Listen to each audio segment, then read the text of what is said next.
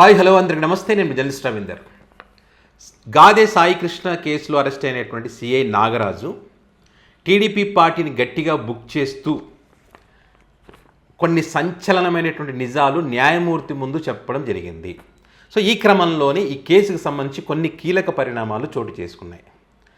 నేను మొదటి నుంచి చెప్తూ వచ్చాను, ఈ కేసు ఖచ్చితంగా కూటమికి డ్యామేజ్ కలిగిస్తుంది అని చెప్పి. సో ఇప్పుడు అదే రకంగా ఈ డ్యామేజ్ కలిగిస్తుందని ఏదైతే చెప్పామో, బయట ఏదైతే చర్చ జరుగుతుందో దానికి ఇంకా బలాన్ని చేకూరుస్తూ ఈరోజు సిఐ నాగరాజు మాట్లాడినటువంటి మాటలు కూడా మనం చూడొచ్చు.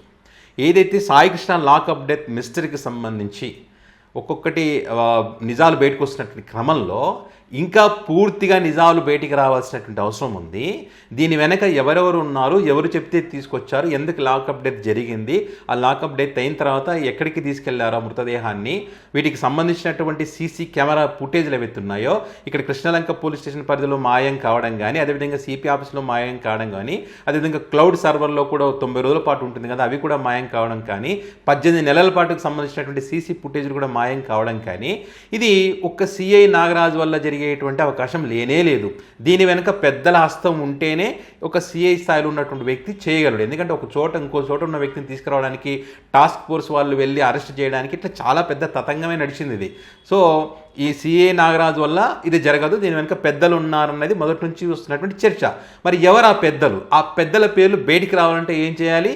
సిఐ నాగరాజు నోరు విప్పాలి. మరి సిఐ నాగరాజు నోరు విప్పితే మరి ఈ బండారం అంతా బయటకు వస్తుంది, ఎవరెవరు ఉన్నారు ఏంటనేది తేలుతుంది. ఆ 50 లక్షల రాజీ కుదిరించడానికి ఎందుకు వెళ్లాల్సి వచ్చిందో తేలుతుంది. ఇప్పుడు జనసేన పార్టీ లీడర్ పోయినారు కదా. సో ఇట్లా అన్ని రకాలుగా బయటకు వచ్చేటువంటి అవకాశం ఉంటుంది. కాబట్టి వైఎస్ఆర్ కాంగ్రెస్ పార్టీ ఏదైతే మొదటి నుంచి చెప్తూ వచ్చిందో అది నిజం అవడానికి ఛాన్స్ ఉంటుంది, ఇంకా ఎక్కువ డ్యామేజ్ జరుగుతుందని చెప్పి ఇది డ్యామేజ్ జరగకుండా ఉండాలంటే ఏం చేయాలంటే సిఐ నాగరాజు నోరు మూతపడాలి, అడ్డు తొలగించుకోవాలనేటువంటి ఆలోచనతో వారు ఉన్నారని ఏదైతే చర్చ జరుగుతూ ఉందో ఆ చర్చకు బలం చేకూరుస్తూ గట్టిగా, అది కూడా న్యాయస్థానంలో సిఐ నాగరాజు మాట్లాడినటువంటి మాటలు నిజంగానే భయాన్ని కలిగిస్తున్న సామాన్య ప్రజలకి. ఎందుకంటే ఇక్కడ చూడండి, ఒక పోలీస్ అధికారి సిట్ మా కస్టడీలోకి కావాలని అడిగినటువంటి క్రమంలో ఈయన ఏమంటుంది, నన్ను కస్టడీలో గనక ఇస్తే నాకు ప్రాణహాని ఉంది, నన్ను మిగిల్చరు అని చెప్తా ఉన్నాడంటే ఒక పోలీస్ అధికారి కస్టడీలకు పోతే ఇక మిగిలననేటువంటి భయంతో ఉన్నాడంటే దాని అర్థం ఏంటి? దీని వెనక చాలా పెద్ద కుట్రనే ఉంది, చాలా పెద్ద స్కెచ్చే ఉంది అన్నది ఇక్కడ క్లియర్. ఆయన ఊహించి ఉంటాడు సిఐ నాగరాజు, ఒకవేళ కస్టడీకి ఇస్తే నన్ను ఏం చేస్తారు, ఏమైపోతాననేది ఆయన ఊహించి ఉంటాడు కాబట్టే ఈ మాట అన్నాడు. సో దీంతోపాటు ఇక్కడ సిట్ ఏమంటుంది, మేము విచారణ చేయాలి, ఇంకా చాలా విషయాలు తెలుసుకోవాలని సిట్ అంటుంది. ఆ సిట్ విచారణ చేసిన దాంట్లో చేసిందని ఏదో చెప్తుంది, దాంట్లో తప్పుల తడకలు ఉన్నాయి అన్నీ, అసలైనటువంటి వదిలేసింది, చాలా విషయాలు వదిలేసింది సిట్టులో ఆ విచారణలో. ఇక్కడేమో ఇంకా కావాలంటారు. కళ్ళ ముందుటున్న వ్యక్తుల్ని అరెస్ట్ చేసే సందర్భం ఉన్నప్పటికీ అరెస్ట్ చేయలేదు, అవన్నీ వదిలేశారు. సో ఇక్కడ ఈయన ఏమంటాడు, సిఐ నాగరాజు నేను చెప్పాల్సిన విషయాలన్నీ చెప్పాను, చెప్పడానికి ఏం లేదంటాడు. సో ఇట్లా ఎవరి వర్షన్ వాళ్ళు చెప్తా ఉన్నారు. సో ఇప్పుడు ఏంటి, ఖచ్చితంగా కనుక సిఐ నాగరాజుని అదుపులోకి తీసుకుంటే తనను ఇబ్బంది పెడతారు, తనను నేరం ఒప్పుకోమని చెప్పి ఇప్పటికే ఒత్తిడి తీసుకొస్తున్నారని ఏదైతే చెప్తా ఉన్నాడు. ఈ అంశాలన్నిటికి సంబంధించి న్యాయమూర్తి కూడా మీరు ఇవన్నిటిని లిఖితపూర్వకంగా మాకు రాసి ఇవ్వండి అని చెప్పి అడిగింది ఈరోజు న్యాయస్థానం. సో వీటన్నిటి లిఖితపూర్వకంగా ఆయన రాసిస్తాడు, ఎవరి సిఐ నాగరాజు. సో ఇంకా ఆ విషయాలన్నీ లిఖితపూర్వకంగా రాసిచ్చినప్పుడు ఇంకా ఈ పేర్లు దీని వెనక ఎవరున్నారో ఏంటి అనేది తెలిసినప్పుడు వాళ్ళకి ఇబ్బంది అవుతుంది కదా. సో కాబట్టి వీళ్ళేమో కస్టడీకి తీసుకోవాలని వీళ్ళ ప్రయత్నం వీళ్ళది. సో మొదట్లోనేమో సిఐ నాగరాజు ఏమనుకున్నాడు, వాళ్ళు చెప్పినట్టు చేశాను, వాళ్ళు చెప్పినట్టు చేయడానికి కారణం ఏంటి, ఏదో మనం చూస్తూ ఉన్నాం కదా, ఎమ్మెల్యే టికెట్ ఇస్తామని చెప్పినారని చెప్పి, ఇంకా రకరకాల ఆఫర్లు ఉన్నాయని చెప్పి, సో ఏం కాదులే మేము చూసుకుంటామని వాళ్ళు చెప్పిన కారణంగా ఇదంతా జరిగింది ఎపిసోడ్. కానీ వన్ బై వన్ అందరు రంగంలోకి దిగారు. ఫస్ట్ గాదే సాయికృష్ణ తల్లి పోలీస్ స్టేషన్కి పోయింది, సిఐ నాగరాజుతో మాట్లాడింది.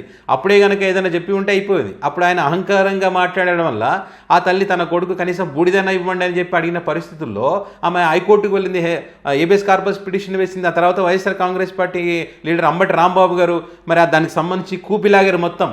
అసలు లాకప్ డెత్ జరిగిందా, ఉన్నాడా లేడా, ఏం జరిగింది, ఎవరెవరు ఏంది అనేది మొత్తం కూపీ లాగితే మార్కాపురం నుంచి ఆ రోజు ఏం జరిగింది, సీసీ ఫుటేజ్ సంగతి ఏంది, తల్లి పోతే ఏమన్నారు, ఇట్లా ఒకటోటి బయటకు వచ్చినాయి. ఆ తర్వాత జగన్మోహన్ రెడ్డి గారు డైరెక్ట్ రంగంలో దిగిన తర్వాత ఈ అరెస్టులు కేసులు పెట్టడం, తర్వాత చంద్రబాబు నాయుడు గారు పిలిపించుకొని మాట్లాడడం, న్యాయం చేస్తామని చెప్పి ఏదో సిఐ నాగరాజును ఒక్కరిని అరెస్ట్ చేశారు.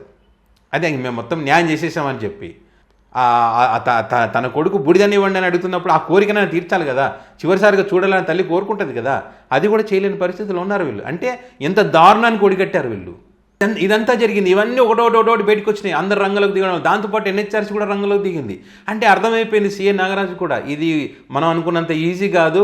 అప్పుడు ఇంతకుముందు మేము చూసుకుంటామన్న పెద్దలు ఏదైతే చెప్పారో వాళ్ళందరూ కూడా నా నేరం నన్ను ఒప్పుకోమని నా మీద ఒత్తిడి తెస్తూ ఉన్నారు, సో ఖచ్చితంగా నన్ను ఇరిగిస్తారో వీళ్ళని చెప్పి అర్థమైపోయి సో ఇప్పుడు ఆ పేర్లు బయట పెడతాడు ఇప్పుడు. ఎందుకంటే ఒత్తిడి ఎక్కువైపోయినప్పుడు ఖచ్చితంగా చేయని తప్పుకు నేను ఒక్కనేందుకు బలి కావాలని చెప్పి ఖచ్చితంగా ఆ వ్యక్తి ఇతరుల పేరు చెప్పేటువంటి అవకాశం ఉంటుంది.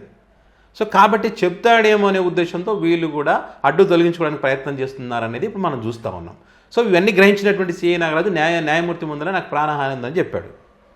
సో మరి అంటే దీని అంతటికి కూడా కారణం ఏం చెప్తా ఉన్నారంటే, ఇప్పుడు ఈరోజు సాక్షి పత్రికలో వచ్చింది ఏంటి, ఒక భూదందాకు సంబంధించంట సకల శాఖ మంత్రిగా పేరున్నటువంటి ఒక వ్యక్తి, విజయవాడ రాజకీయ ప్రజాప్రతినిధి, అంటే ఈ సన్నిహితంగా వాళ్ళిద్దరూ సన్నిహితంగా ఉంటారంట వాళ్ళు.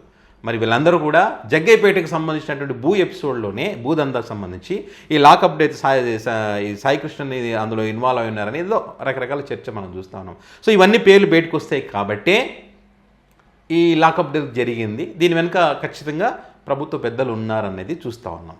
సో ఇవన్నీ బయటికి రాకూడదు అంటే సీఏ నాగరాజు నోరు ముయ్యాలంటే కస్టడీకి ఇవ్వాలి. సీఏ నాగరాజు నేను కస్టడీకి పోను, నన్ను ఇవ్వద్దండి, నాకు ప్రాణం ఉందని ఆయన చెప్తా ఉన్నాడు. చూడండి ఎంత జరిగిందో.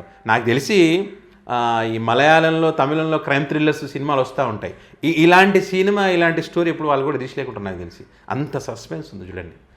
అసలు ఏ రకంగా మాయం చేశారో అర్థం కాదు. అంటే ఆశ్చర్యం అనిపిస్తుంది. నేను జగన్మోహన్ రెడ్డి గారు ఒక్కొక్క మాట తూటాలాగా పిలిచారు ఈ కేసులకు సంబంధించి, లాకప్ డెత్లకు సంబంధించి చాలామంది పేర్లు కూడా ప్రస్తావించారు. జగన్మోహన్ రెడ్డి గారు చెప్పిన తర్వాత మరికొన్ని విషయాలు దీనికి సంబంధించి బయటకు వచ్చినాయి. సో వైసీపీ పార్టీ ఊరికే క్రిమినల్స్ దగ్గర పోతారా దాని దగ్గర పోతారంటే వైసీపీ పార్టీ చెప్తున్నది క్రిమినల్ అనే సంగతి కాదు, లాకప్ డెత్ జరిగిందా లేదన్న వాస్తవం కాదా.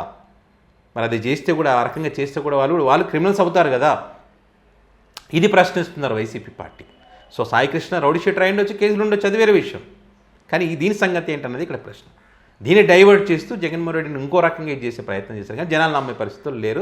దాన్ని ఆ జనాలు నమ్మడం లేదు. ఇప్పుడు దీనికి సంబంధించి సీఏ నాగరాజు కోర్టులో చెప్పిన తర్వాత ఇంకేమంది, టీడీపీ పార్టీ ఈ కూటమి గట్టిగా బుక్ అయినట్టే కాదా, వాళ్ళే బుక్ చేసుకున్నారు, ఆయనే బుక్ చేశాడు. సో ఇది విషయం. సో ఏం జరుగుతుంది ఏందన్న చూద్దాం.